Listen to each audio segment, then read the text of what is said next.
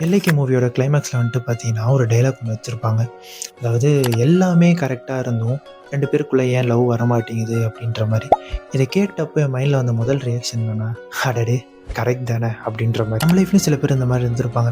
அவங்க கூட பேசுறப்பயும், பழகுறப்பயும் சரி, நம்மளுக்கு வந்துட்டு நம்ம அவங்க கூட எவ்வளோ கம்பேட்டபிளா இருக்கோம். நம்ம 2 பேருக்கும் எவ்வளோ சேம் டேஸ்ட் ஆஃப் இன்ட்ரெஸ்ட் இருக்கு. அந்த மாரி நம்மளுக்கு தோணியிருக்கும். சரி ஓகே. இத நம்ம நெக்ஸ்ட் ஸ்டெப்புக்கு எடுத்துருப்போம் அப்படின்னு சொல்லிட்டு, நீங்க அவங்க கிட்ட போய் கன்ஃபஸ் பண்ணியிருப்பீங்க. அண்ட் அவங்க சைட்லேருந்து வந்த ஆன்சர் என்ன வந்திருக்கும், "ச்சே ச்சே நான் உன்ன அப்படி பார்க்கல. ச்சே ச்சே நீ எனக்கு ஒரு நல்ல ஃப்ரெண்டு தான்." அப்படின்ற மாரி அவங்க சைட்லேருந்து நம்மளுக்கு அத சொல்லியிருப்பாங்க. நம்மளும் இந்த ரீசன்ஸ்லாம் வச்சுக்கிட்டு, அவங்க கிட்ட போய் "பாத்தியா நம்ம எவ்வளோ கம்பேட்டபிளா இருக்கோம். பாத்தியா நம்ம 2 பேரும் ஏன் லவ் பண்ணக்கூடாது." அந்த மாரி நம்ம கன்வின்ஸ் பண்ண ட்ரை பண்ணியிருக்கலாம். பட் கொஞ்சம் பேக் சீட் எடுத்து யோசிச்சு பாருங்களேன். இந்த கம்பேட்டபிலிட்டி, இந்த ஷேர் ஆஃப் இன்ட்ரெஸ்ட் இதெல்லாம் வந்துட்டு பார்த்தீங்கன்னா, பிரெயின் சம்மந்தப்பட்ட விஷயம். பட் இந்த லவ்வுன்றது ஃபுல் அண்ட் ஃபுல் ஒரு மனசு சம்மந்தப்பட்ட விஷயமா நான் பார்க்குறேன்.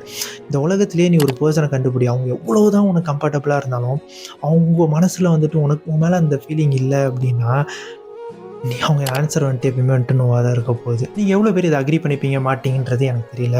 But if you agree with me கமெண்ட்ல வந்துட்டு ஒரு சின்ன ஹார்ட்டின்னு போட்டு போங்களேன். இல்லன்னா உங்க ஸ்டோரிய ஷேர் பண்ணிட்டு போங்க. So that people will know that okay இதுதான் போல அப்டின்ற மாரி அவங்களுக்கும் தெரியும்.